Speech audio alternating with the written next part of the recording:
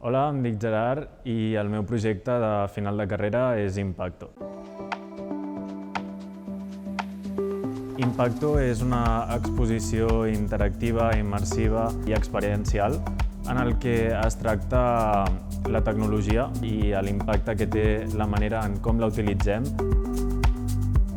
El recorregut de l'exposició comença des de la part matèrica, després hi ha un transcurs en aquesta part matèrica on convergeix amb una part digital i després hi ha una part completament digital.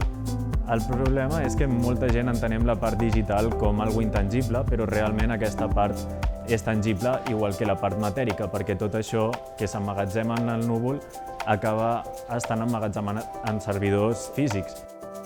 I doncs realment també produeix contaminació i certes conseqüències a l'entorn i a tot allò que el forma.